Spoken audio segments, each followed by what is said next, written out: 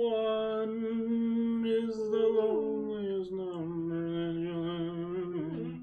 Oh my god, I forget about that song, to be fully honest with you. Yeah. It's a great song. You don't know the first time I heard that song? What? The Recess movie. Do you remember the show Recess? That movie? Yes. Yeah. I remember watching... So, weird story to start the show off. Yes. I went and saw that in the theaters. Damn. And it was really weird. Because there was no one there except me and my dad. Oh, dang. And I was like, I guess I was the only child hyped up for Recess. Recess. The only Recess episode I can truly remember is the one where the girl who's always on the swing, she finally flipped it around and there was no one there to see. And for some reason I was like, oh, this is heartbreaking. No one got to see her journey. She deserves so much more. She deserves so much more. Well, welcome back, everyone, to another episode of True Crime Drunks. I am Wes McBee. With me, as always, the Holly Lee. Yes. And it's Colt time, our favorite time of the year, where love Colts. We get to dabble in. I don't know what it is. We've talked a lot about Colts and our fascination with them. I still don't know why I'm so interested in them. I think it's just because it's like, maybe because we both weren't raised with religion, so it's like weird to think about like people full-heartedly believing in something, especially something like that can be so outlandish. Yeah. But yet, it makes sense because that's they'll straight up murder and kill. Straight up murder and kill for this cult. So I think that's where my fascination comes with, is like, it's just such an interesting thing to think about people actually like just doing it. Yeah, just like full blown like throwing your life into it. Now, we all know that there's some obvious cults that are still, very prominent in today's society, and yes. Get poked at from like mainstream media, like South Park and the Dumb Song, if you guys catch my drift, or like some weird alien stuff, like with other science-based religions or cults. But before we jump into those ones, because those are hot take episodes where we would have to really have a lot of rooted evidence before calling organized religion a cult. We're going to talk about one that is still active till this day, but is pretty much unanimously still seen as a cult. Yeah. And I think they're classified now as an online community, which is fascinating. But that is the Family International, formerly known as the Children of God, formerly known as the Family of Love, and formerly known as the Family. Yep. Very many names to this one cult, but Children of God was what brought, I feel like the media attention was like, oh my god, what is happening? Yeah, and there was a movie, right? Yeah, there was a movie as that well. Was Joaquin Phoenix back in the day. Yes, because fun fact about this cult, Joaquin Phoenix, River Phoenix, and Rose McGowan from Charmed. Yes, the third sister that came out of the blue, or the fourth sister that came out of the blue after the third one died but got caught. Anyways, those three actually were part of this cult when they were children. Oh, I didn't realize that. Yeah, Joaquin Phoenix, up until Joaquin Phoenix was 3 when they finally left the cult. And I don't know what age Rose was in particular when her family left, but her experience with the cult came up around the same time as Harvey Weinstein, and she kind of blames the cult on why she was groomed by Harvey Weinstein, and like what kind of made her the way she is today. Because if you see her now, she's low-key a little bit crazy, but if you look at her backstory, it kind of makes sense. Yeah, I think there's just a point in time where you can't. I really think that every human has a breaking point.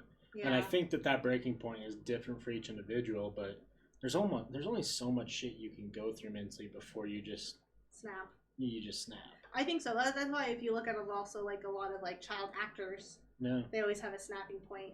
Well, I mean, child actors is an interesting one that maybe we could do something on, but I think it's just like you get, at such a young age, you get thrown into such an adult thing with so much money. and so much corruption and so much greed, and someone like who's pretty boy that everyone loves, Zac Efron. Zac Efron. Like still to this day can't go drive around because like the paparazzi just like tails him. Yeah, like they just can't have a normal life. Yeah. Because also too, people love him to this day. Yeah. People who loved him, like when I loved him when I was 6. Yeah. I still love him as much now. I liked him more now than because I liked High School Musical. I loved him more in Hairspray. Ah, yeah. Hairspray was the one for me because the thing is, I liked High School Musical. I watched it. I wasn't a fanatic like a lot of girls were, I feel like. But Hairspray, I was a fanatic about. I watched Hairspray daily. Right. But, Joaquin Phoenix and River Phoenix was part of this cult at one point. I mean, that could have been even when he was still alive, right? Okay, so first we need to get into who the creator of this cult is before we start getting into who they are, what they are, and the fucked up shit that they did. And that's a man by the name of David Berg, also known as King David, or Mo, or Moses David, or Father David, or just straight up dad or grandpa. Yep. So David Berg, he was born in February 18th, 1919 in Oakland, California, the youngest of 3 children. His father was very Swedish, Heidelberger. Anyways, but his mom is the biggest one because she was a Reverend Virginia, and so both were Christian and evangelicus. Yeah, it's evangelical. Evangelical. Every time I see that word, I think of Evangelion, the anime. Yeah, I'm like, that's not right. You're like, no, not the right one. But so basically, he was raised in a Christian home, and then at one point actually became atheist. And then, let me rephrase. So his mom was raised in a Christian household, so was his dad. She actually became atheist and was really wild until she had her first kid, and then she actually became Christian again because she also broke her back and then had to spend 5 years bedridden. No, see, I couldn't figure out why or how she broke her back. Was it giving birth? I don't think it was. No, it was a car accident. It was a car accident. It was like it was some kind of accident, like a car accident or something. But it wasn't like it wasn't from birth. It was literally just from like an accident, and so she left her bedridden for 5 years. But then by that point, her and her husband then used that as like a way for them to then become like Christian servants, and then also used her healing as like divine healing, like God made her heal, and that's what it was. And then they actually got kicked out of like a church because of it, because everyone's like, you guys are a little too much. So then they just took it on the road and traveled and just preached the gospel. Their gospel. Yeah, preach their beliefs. I think it's interesting because David Berg credits his mom a lot, and almost in a too interesting of a way. Yeah, in a weird like, hey, like we can come back to that. Stepmommy, hub video type situation. We'll come back to this man probably had a foot fetish from his hardworking mom. Oh yeah. That's always that's something kind of what happens. But basically, they traveled a lot. That was his early life, was just basically just pursuit of the evangelical mission with passion. At one point, they settled in Miami, Florida, after Virginia, and then they had a lot of people in Miami, like a big group that they were preaching to. This is all his parents. This is his parents. He's just kind of along for the ride. He's learning, though. He's learning. He's basically, from the day one he was born, he was just in an insane religious family. Yeah. But both of his parents were preachers and like would preach and do a lot of things like that. A very interesting thing that happened to him when he was a child that I think is really important to maybe what's going to be coming next is there was one point where, because David was so introduced into the church, he did a lot of church things, is there was actually a boy in one of the churches that they were at who taught him how to masturbate. Mm-hmm. And so one of the older boys there. And then at one point, David actually talks about how his mom caught him masturbating and made him finish in front of his father. Yeah. Yeah. Like, what the fuck? Yeah.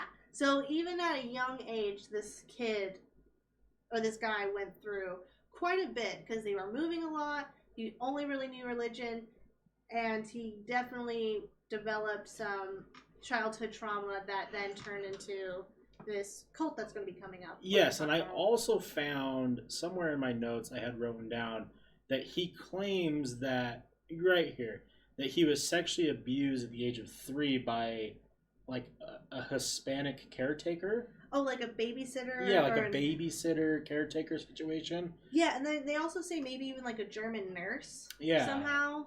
And I don't know if that's him because like one thing that when he starts establishing his ideologies and preaching and stuff, he wrote a lot of manuscripts and letters called the Mo letters because David, Moses, Second Coming, whatever. Yeah.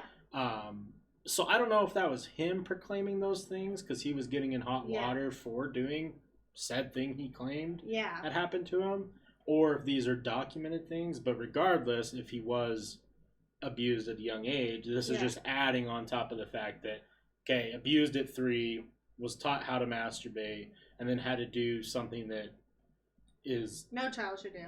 I mean, that's... I don't know if that's like a weird way to like make your kid like, hey, this is a sin. We're going to make this so awful for you. You'll never do it again. I don't know. Or was it like a weird like, hey, well, I guess you're going to have to finish.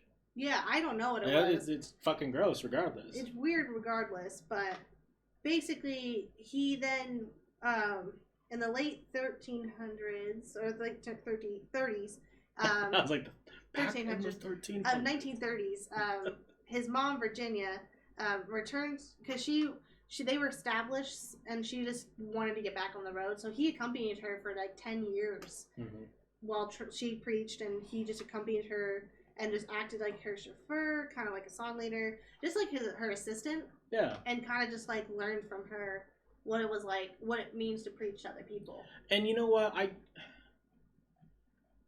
The preachers and the pastors and different people who do this type of work now, who aren't in the realm of evil that we'll get into. Yeah. You know, I definitely think that there is a high and an adrenaline that comes with it because, like, there is something about being in front of a large audience and you telling them things that they want to hear. Yeah. And it just, like, it clicks for them.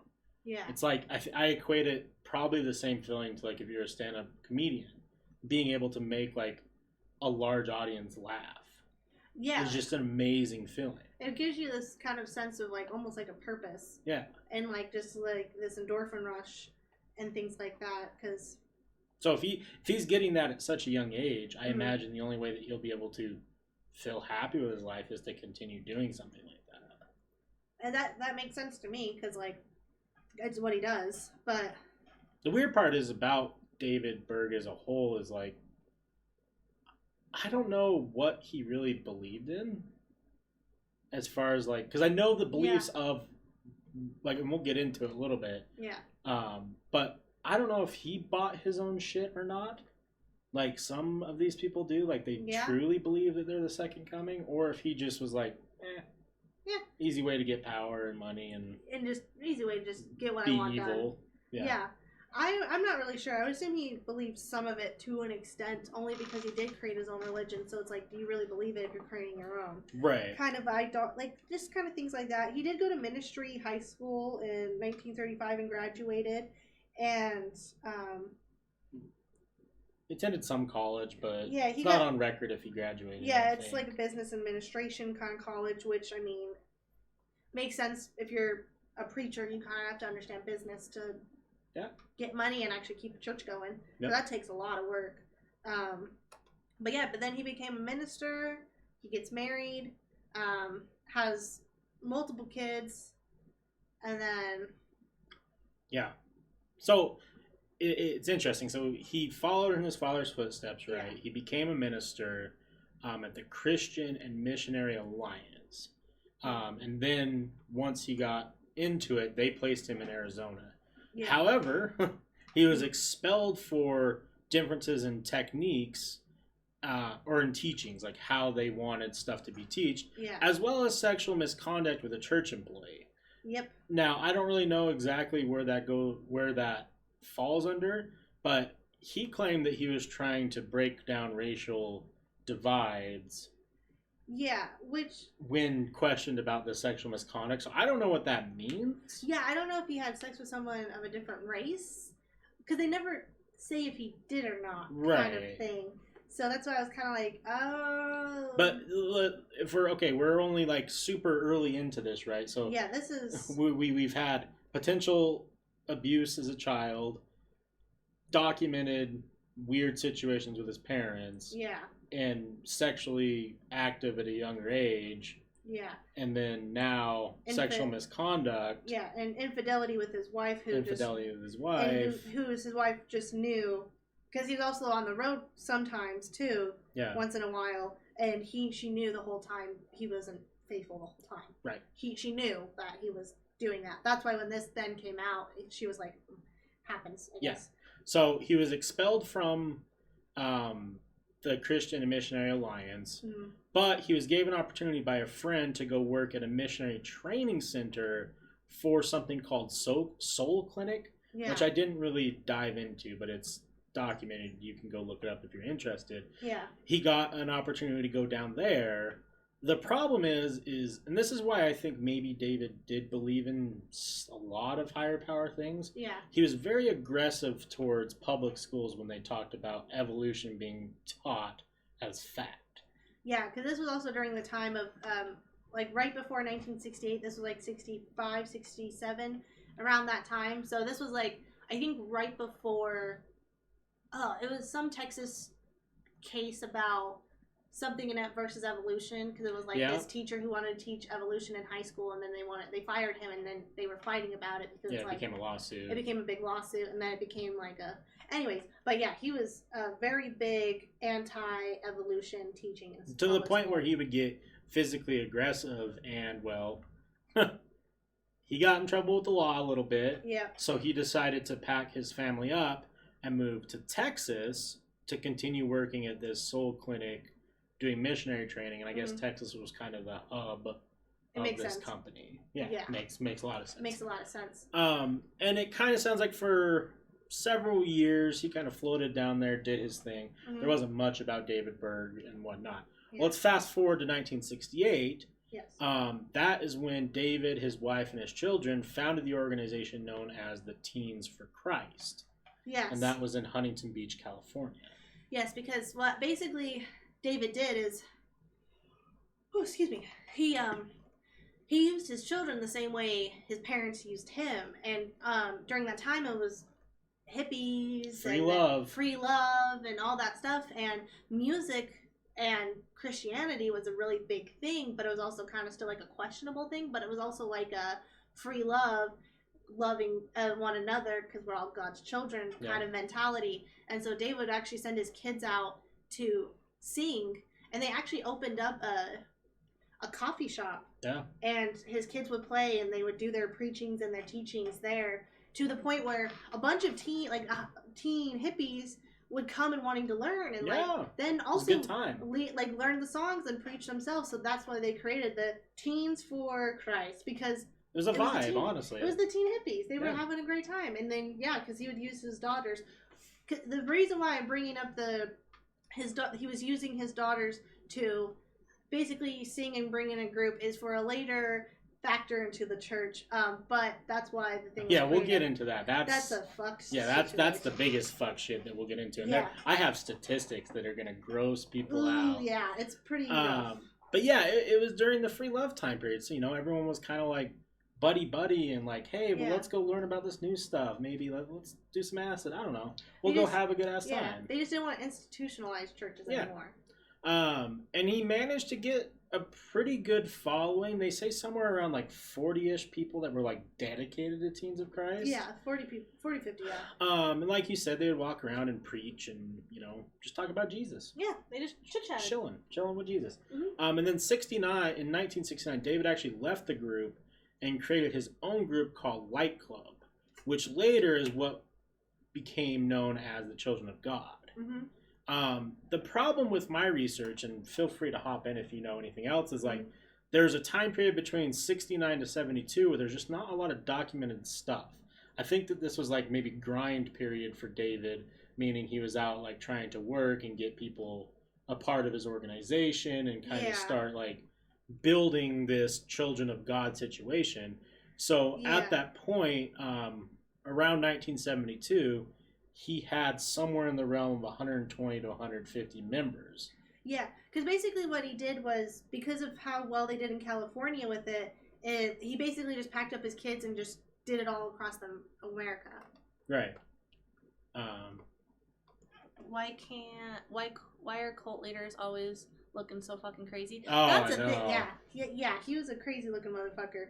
But basically, yeah. So during that time, that's why it's so mind blowing that there is so many, even around the world, this cult's still around, because basically what he did is just use his kids to just keep doing what they were doing in California and just many other different states until they got a lot of members. Well, and the thing is like, there's a lot of shit that panned out from 72, from the start of Children of God, to 78, which was when it was formally abolished. Mm-hmm. And a lot of that isn't necessarily documented because I think it was a lot of low underground dirty shit. Yeah. Like he was out preaching with these individuals, but he wasn't necessarily being documented. He wasn't in the media's attention that much. But so it's tough to talk about. It's tough to say what David Berg was doing, but at this point in time, I believe he was already in hiding. Yeah, he was kind of in hiding, but also because he was kind of in hiding in a sense of like, because they settled down in North Carolina.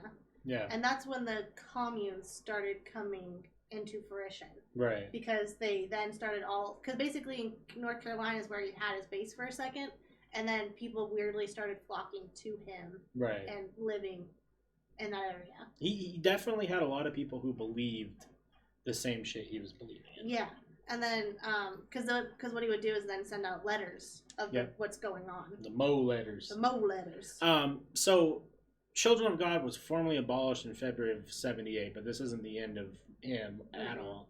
And the reason why is there's numerous reports of serious misconduct and financial mismanagement, abuse of authority, disagreements within the within members, specifically around the continued use of flirty fishing, which is what we were mentioning earlier. We'll get super into in a sec. Yeah.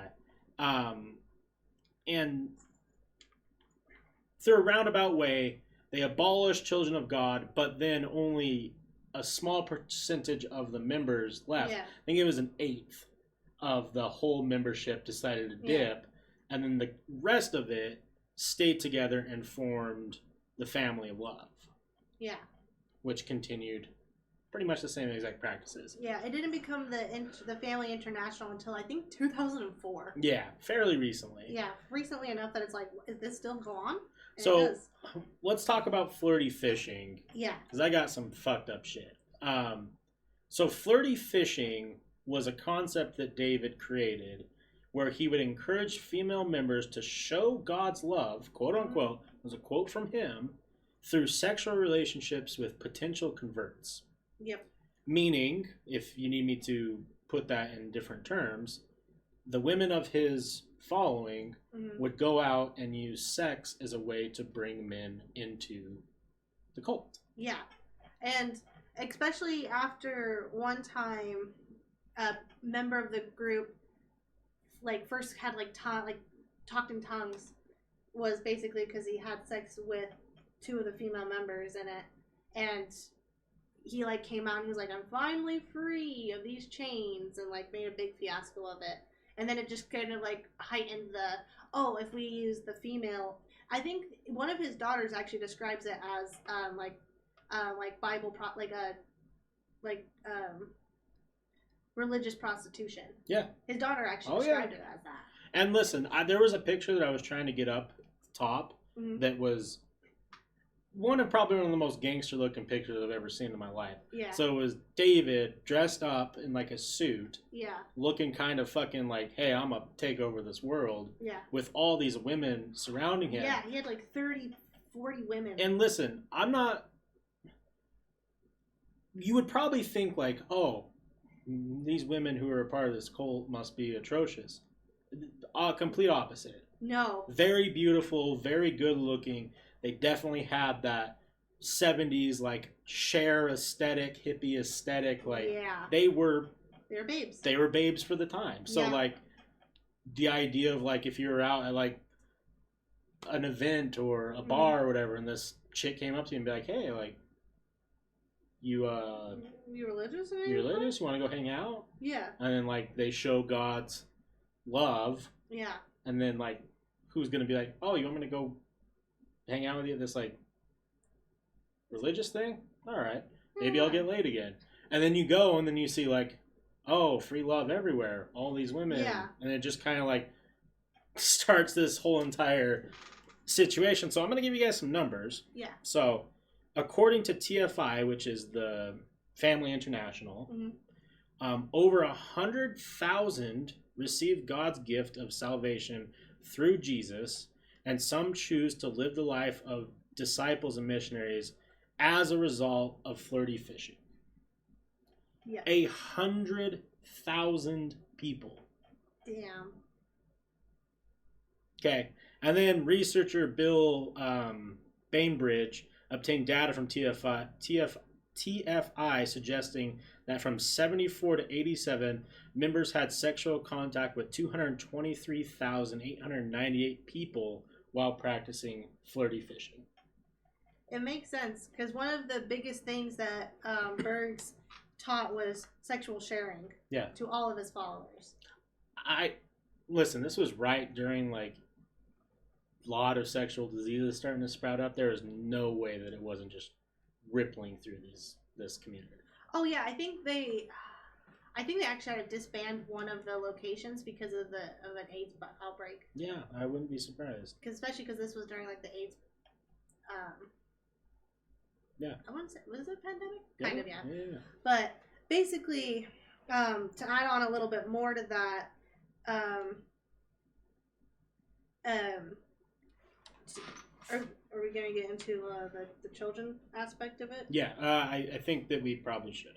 Okay, so a big issue with this is that David was also basically running a child sex ring through the church, because basically, quoted from him, God created boys and girls able to have children by the age of 12 in one of his letters. Yeah. And so basically there was also other pictures circulating, and I watched 20 for 20 on David's daughter's kids. It was a member of the cult of the church in Thailand, and this woman left, and she had 5 kids, only took one of them and left, and then had to go get the other 5 back. And it was really disheartening to see the kids afterwards, because basically they had pamphlets and everything too, where there was pictures, like there was one picture of basically a mom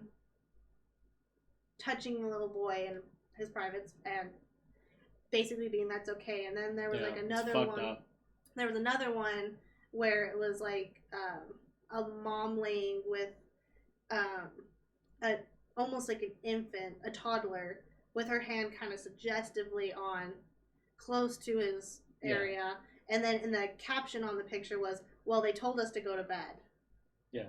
And so basically in this saying that with the fishing, what is it called? The flirty fishing. Flirty fishing. They weren't just using the adults, they were using the like the children, girls as well. And because that was like one of the biggest things, because then one of his daughters, Deborah, came out to describe that her own dad tried to have sex with her multiple occasions, and one of the other daughters actually had sex with her daughter multiple occasions. And that's not even going into, we'll get that towards the end, to what happened to one of his, then one of the daughters kids, the grandson. Yeah. There's a whole story on him alone. I'm going to talk about the BBC documentary. Oh yeah. About the Living in Hell, I think was the title of it. Oh, I think I saw that. It was about a former member. And listen, like this, the Children of God stuff really is probably one of the most atrocious things that has happened, and really doesn't have a lot of limelight, I guess you could say, compared to other things. Yeah. And I don't know if it's just number wise or just didn't get the media attention that it needed, but like this is like big bad deal. Big bad deal. Like because of this cult, they actually created. This was the first. I don't remember the organization's name, but the first ever anti-cult group was created from this cult alone because of what they were doing to the children. Yeah. And because the documentary is so like basically the woman had to go back to Thailand, got her children, brought them back, and the oldest daughter. Because the thing is, they would just use the kids as like entertainment for singing and dancing, but they were talking to the kids about like, do you think it's okay to have sex at this age? Like, you guys are literally 8 and 9 kind of thing. And they're like, we don't have sex. That's not what they're talking about. They're just talking about love. But then it got really uncomfortable because then the oldest daughter, because they have the pamphlet. They're like, you guys are spreading this around. Like, this is free public knowledge. And she's like, you shouldn't have that. You shouldn't have that. You don't understand it. You're not going to understand it. You don't have the respect for it. Like, why do you even have that? Why are you sharing that with people? And it's like, you guys want to share it. And I think the thing is they did it so secretly and so articulately that they only targeted certain people and got certain people in the sense of, like, I think that's partially why it was so... Well, it's one of those things, too, that I've always talked about with any religion, any cult, anything that...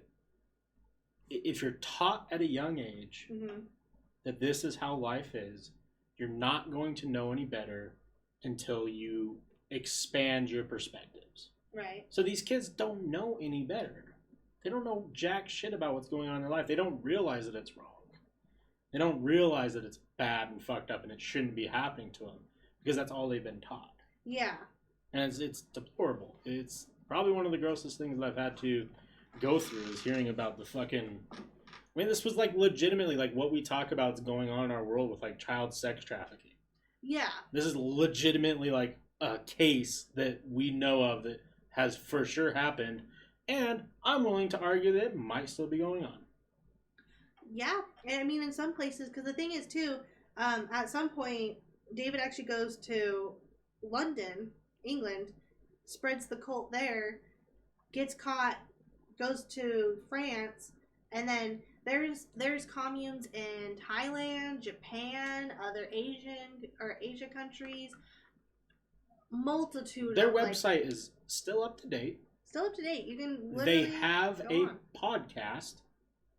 Yeah. Family International Podcast. Mm-hmm. And if you go to their website, it's .org. It's very fascinating to me that they have a section that's just titled Children, with pictures of children. Yeah. I don't know, guys. I mean, I don't know what they're doing nowadays because they don't get any limelight or attention. Like, I didn't know about the Family International until today, like, until I started doing my research today. Yeah. And there's an organization website, .org, and they're still going. They're still pushing content. They're creating content in 2021. In 2021. Because I think they basically got rid of the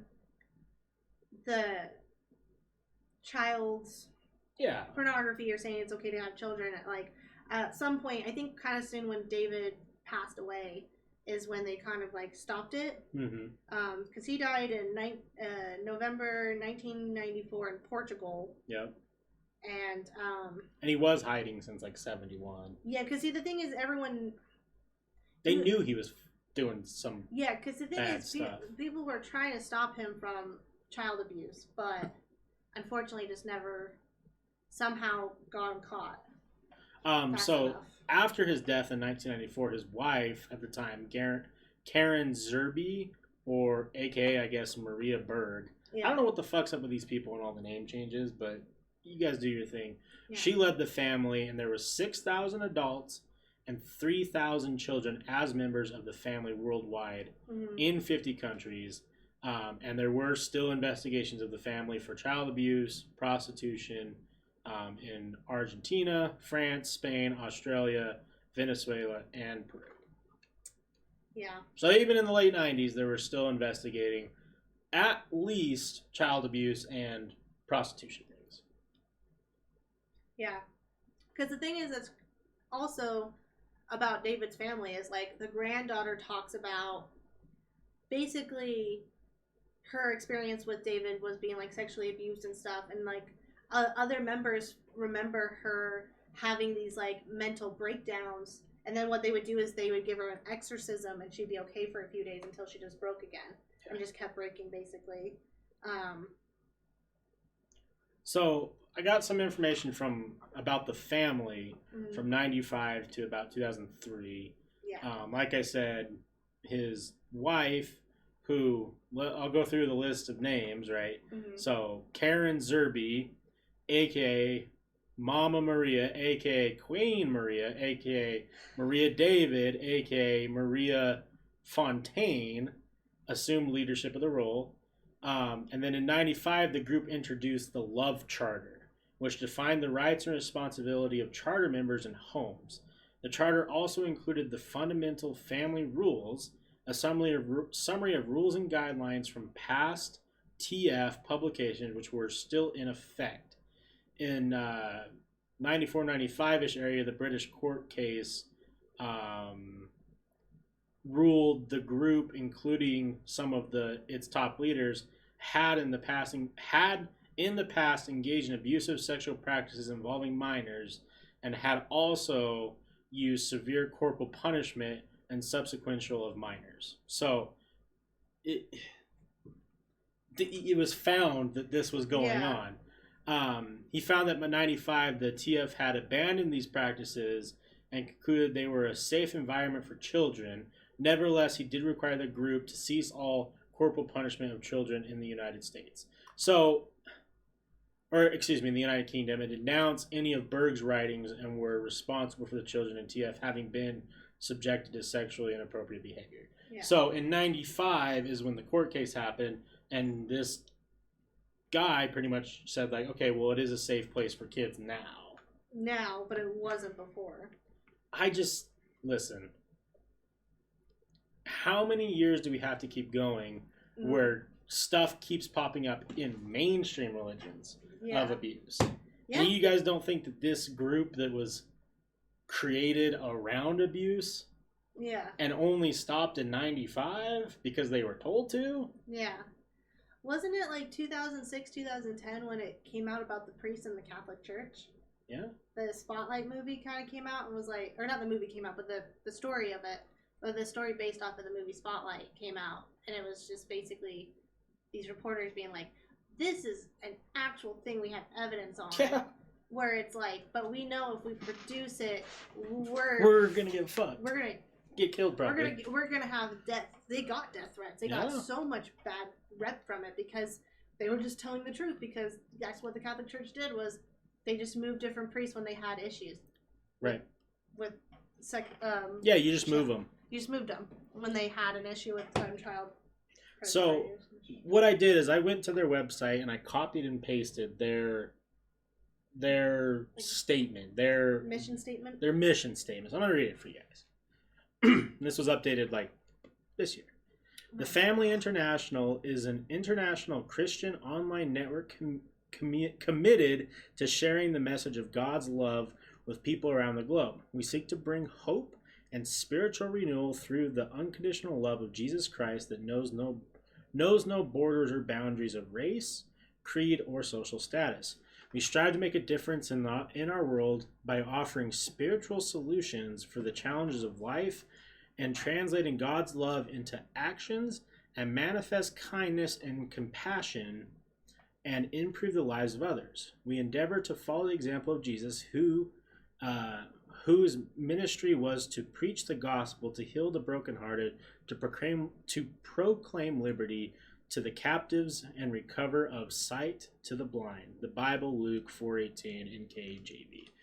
We are committed to Making a world a better place, sharing the message of God's love for humankind. Our passion is to change the world through empowering people to develop a personal relationship with God, and in turn, to change the part of the world we seek to share the good news of God's love and salvation with people of all walks of life. Spiritual development. Promoting personal spiritual growth, the Family International provides Christian-based resources that promote personal spiritual development and growth in the application of Christian values and ethics in everyday life. You got to throw ethics in there to keep them off the sin. Yes, ethics.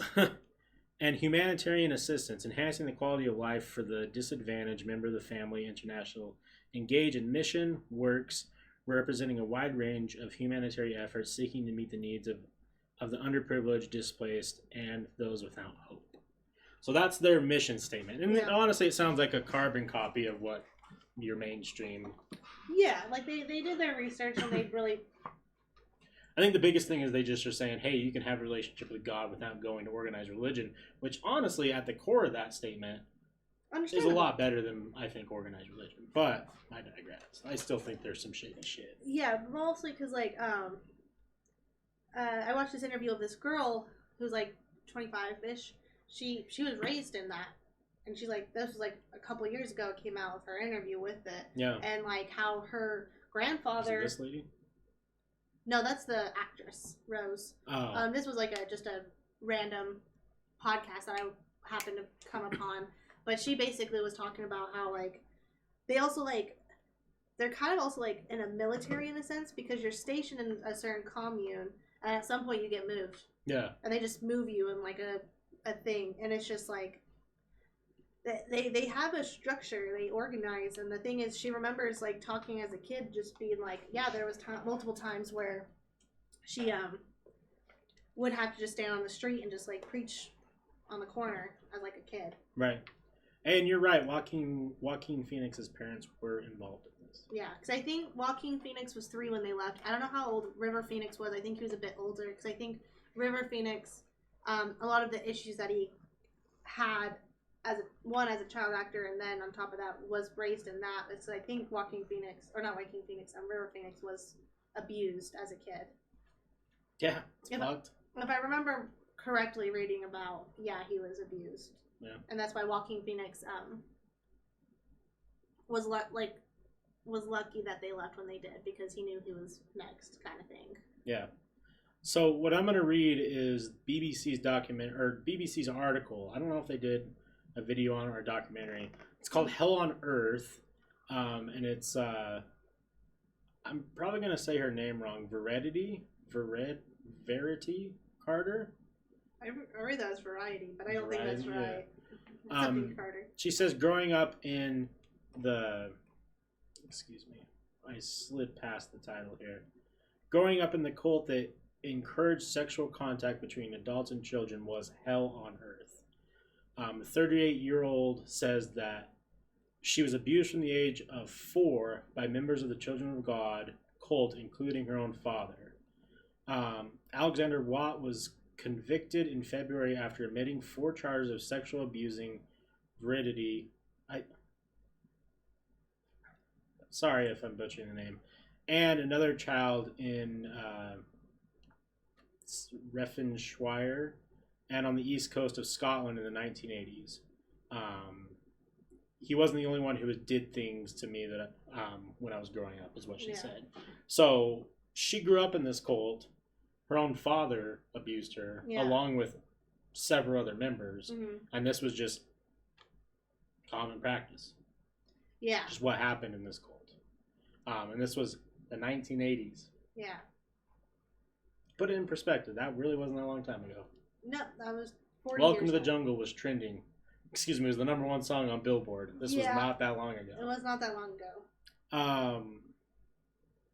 She goes on just to basically talk about it was hard to move on in her life after leaving because like all the damage. Yeah. And being able to have a platform to be able to speak was kind of a little bit of a, like, she's like, I don't know how to ever get justice for, the other victims and,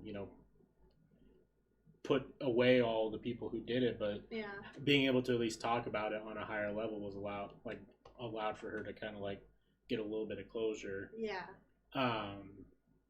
But then, yeah, it also goes into the Rose McGowan doc, Weinstein referring as a monster. It all kind of starts tying together of how, like, how Rose, a different person who was also involved in the cult, was also a part of the Harvey Weinstein situation. Yeah. And how it just all kind of, I don't know. It's a really sad story, and I personally don't want to cover all of it, because it really is. Yeah, because she was raised in the cult and then got into acting, and then Harvey Weinstein came into the fruition, and then, yeah, it was one of those.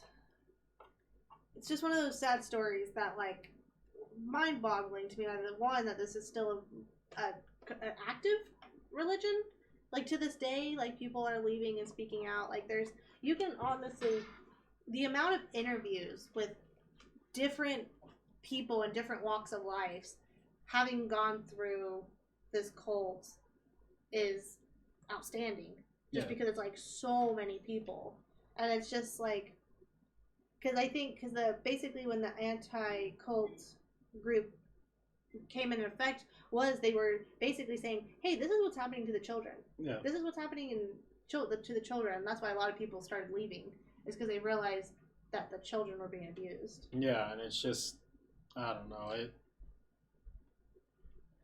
it's stuff like this that, you know, because we've talked about serial killers and other cults and different things like that, but, like, it really puts into perspective how evil the world is. Yeah. You know? Especially because this one spread all across the world. Yeah. That's the part that, like, blows my mind. It's all over the world. Yeah. And how many people are...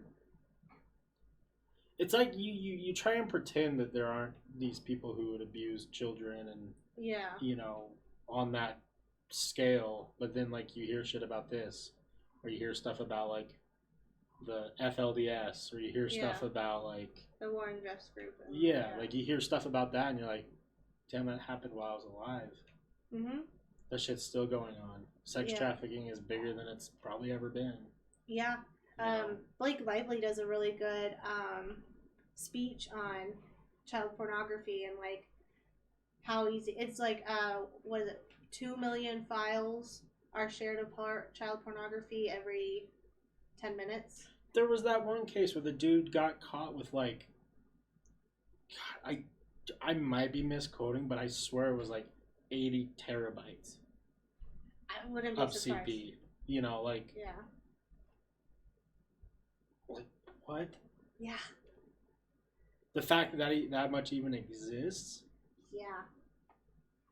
I don't know. The more that I do this show, the more research I do, it, like, makes me even more, like, just like, I don't want anything to do with people.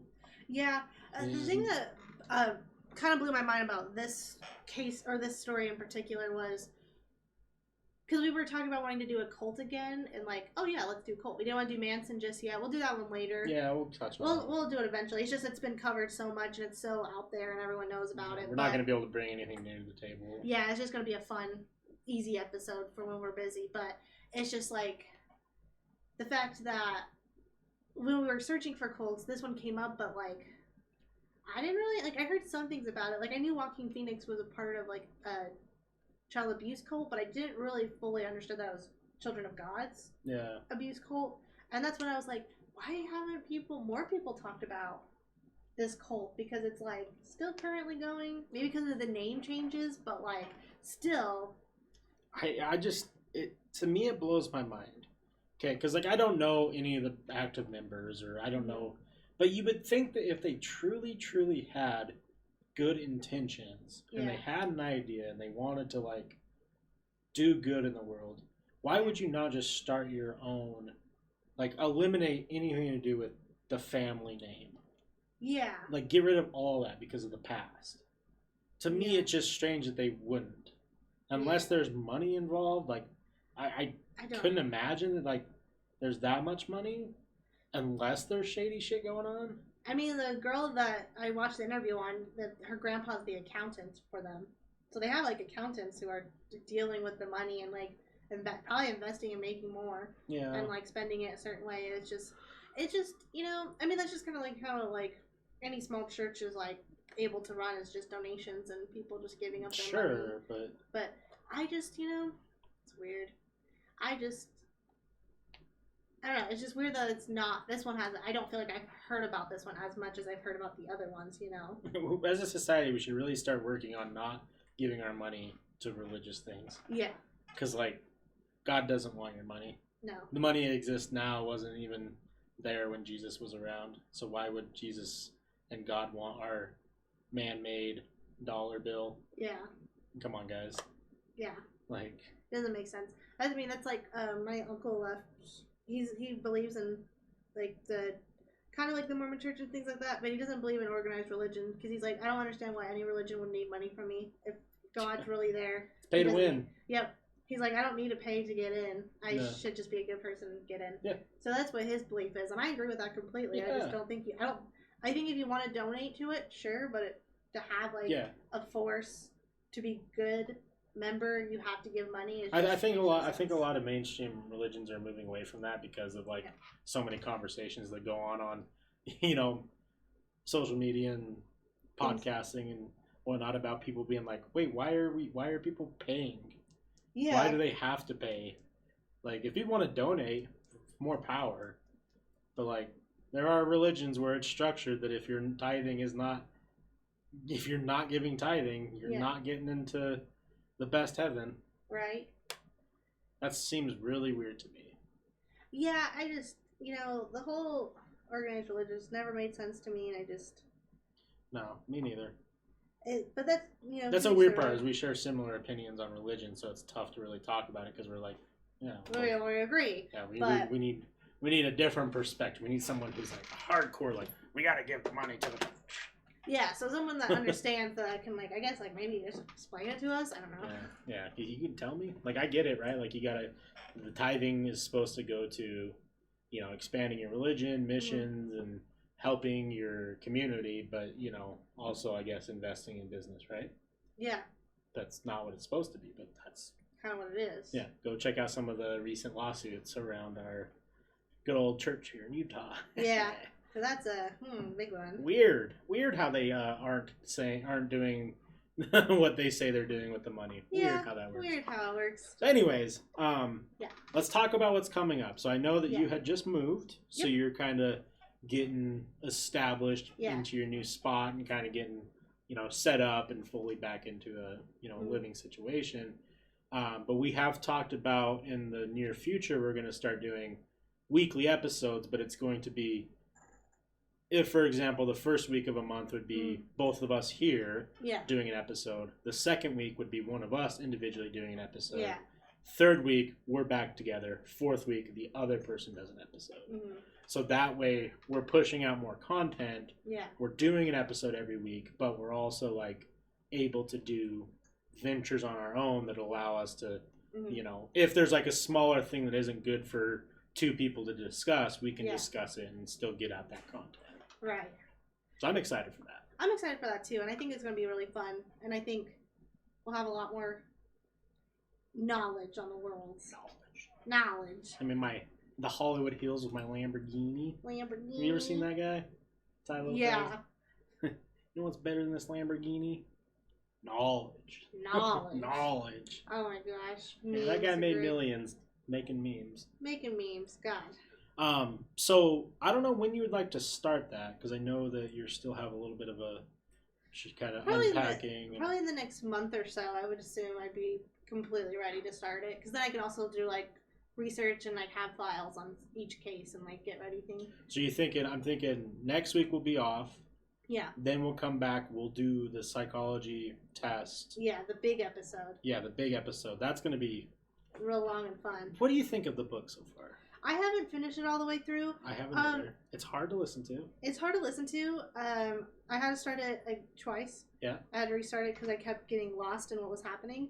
I think when I started it, I thought it was going to be more of a psychology book about serial killers and not a story of a man discovering psychopaths. Yeah. Because that's kind of what so far I'm kind of getting to. I mean, he has a TED Talk, and I watch his TED Talk and do a review on the book. We talked about doing a psychology episode. I think that's where my research got a little haywire is because then it was like, well, this isn't psychology, and I started searching more about him, and I'm like, this guy's a journalist, he's not a psychologist. Yeah, so then I had to then go from other places. And I think it's good that we didn't do it today because I haven't gained anything from the book. Nothing that I think that I would want to talk about. No. Like, the only thing that I thought was interesting that he's talked about is Scientology and how it was them battling pharmaceutical companies at the start. And I'm like, I didn't fucking know that. Yeah. They were actually doing something that arguably might be good. Yeah. Arguably. You're like, oh, well, I actually learned something new. But so far, I'm just like... So I think we should rebrand that episode into, like, not have to do with that book. Yeah, we can talk about it, but... I think that we should really just do, like, the brain of a serial killer type thing. Like, the psychology, like, what makes a serial killer. Let's focus on Mindhunters, forget about this guy. Yeah. The psychology... I mean, honestly, I'd be down to, like, do a mini episode and do, like, a good 30 minutes just talking about it real quick. The book? Yeah, just the book. Oh, yeah, I mean, we could do that. I mean, we could, yeah. I mean, it's just so... It's kind of on topic, but so off topic at the same time because it's a journey story, and like I like it, but I'm also like, yeah, I'm so torn on what I really think about it because, like you, I've started it twice. Yeah. The first time I got like 2.5 hours in, and I was like, it was that moment where I was like, I clicked pause, and I was like, wait, did I listen to any of that? Yeah. You know? I have to keep... Because normally I listen to... Like, so I'm listening to The Hunger Games right now. Yeah. Which is phenomenal. Listening to it. Would recommend. I'm going to rewrite all 3 of them. I listen to that at 1.8. I have to listen to this one at 1.2. Yeah. Because it's so... It's almost like for being a reporter, it just seems like it goes everywhere. He's not the greatest writer. And it's also read by him, so I feel like he just uses weird tones because he already knows the story. Yeah. I don't know. I'm having a hard time actually listening to it all the way through, and I'm really sad because, like, other books, like The Art of Not Giving a Fuck, the author read it, and it was fantastic. Phenomenal. Because he used tones of, like, he knew how to write a book, and 2, he knew how to tell the story. Yeah. And so it's like this guy who's a reporter, like a journalist, an active journalist who travels a lot, who's just on the go and gives out the story, tries to write a book, and it comes out as many reports, not as fluid story in my opinion. Right. I'm just struggling with it. I'm trying my best. I'm going to finish it mostly because, like, I've already started it twice, and now I'm just mad. Finish it too. But I'm just upset that it's a good story, and I like that we got it recommended, and it was like nice and stuff.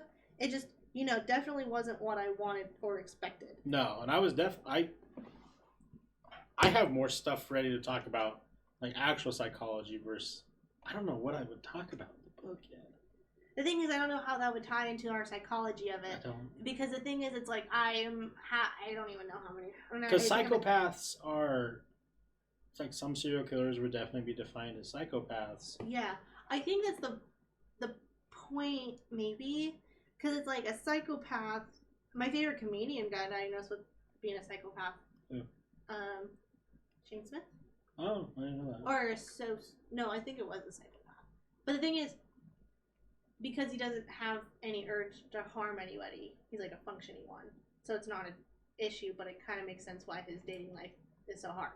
Is what he just was what he talked about in his own podcast.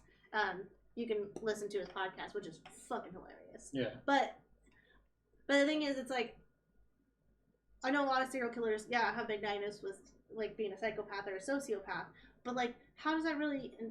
I just don't see how how this book is really tying into serial killers. Because it sounds like it's going into, like, more of, like, functioning psychopaths and, like, what it means to be a psychopath. But, like, also, too...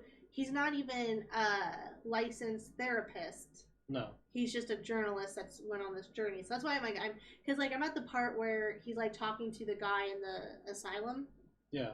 And he's like, I'm actually not that bad of a person. I was just a bad kid, and I said I was crazy, and now I'm still here. Yeah. And so it's like.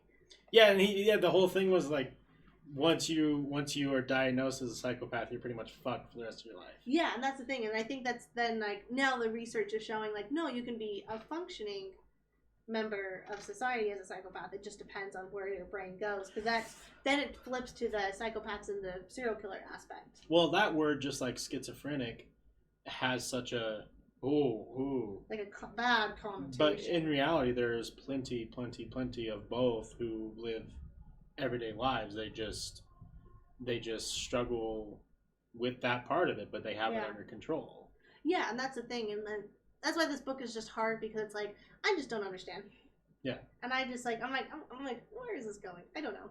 Anyways. Yeah. But, well, I still want to do it. I think maybe we just combine it. Like we'll talk about the book a little bit in our psychology episode, but then do like the actual psychology of it. Yeah. Because I also too I've been thinking about maybe binge watching Mindhunters. Mindhunter's so fucking good. I know. I'm just surprised I haven't yet. I don't know. I'm into anime right now. Hey, listen, I totally get being into anime, because anime is fantastic. Yeah. Mindhunters is one you'll just like, you can't stop. I know. I think I might start that soon. It's got your big friendly giant. I know. I love the big friendly giant. Yeah. Oh man, that guy was Ed Kemper. What a G. So we do have to put someone on the list that I think we keep forgetting. Yeah. We got to do Ed Gein at some point. Wasn't that the BTK? No. Who was that? Ed Gein. No, that was Dennis Radar. Oh, yeah. We haven't covered him. And that's like one of the big... Yeah. And I totally forgot until someone pointed out to me, like I was talking about serial killers with someone, and they're like, yeah, Ed Gein's fascinating. Or Ed Gein, however you're saying. I'm like, oh my God, we haven't covered him yet. I forgot about Ed Gein. Like, he's one of the most prolific serial killers. Yeah, that man fucking wild out. I think he arguably might be our fucking scariest episode, because he has every screw just completely loose. Yeah, I forgot about him. Yeah. So I think he's definitely got to be in our next couple. Yeah, we'll definitely have to hit him up duo soon. episodes. We'll hit him up soon. Get the Ouija board. Yeah. Did you like killing? Yes. Oh God. You're like, oh no. You liked wearing humans? Oh fuck. You're like, oh my bad. Maybe we shouldn't have contacted you. Oh jeez. All right. Well, let's talk a little bit about everything else we got going on. Polycast Mess Around still going hard every Monday. We're gonna have Read Between the Wines sometime this month. I'm working on setting that up, which is our book club that we're a part of, along with a couple other people. Hollycast Mess Around is her other show that she does here on Twitch. I do Top Shelfers every Saturday here on Twitch, or excuse me, every Friday. Yeah, every Friday here on Twitch. And then I do an anime show once a month. Yeah. So we got a lot going on. A lot going on. A lot of podcasts. A lot of funness. Books, Coffee, Bees, Instagram. Yep. And then truecrimedrunks.com. We also have truecrimedrunks at gmail.com if you want to interact with us, and True Crime Drunks on all social media platforms. Yep. True Crime Drunks.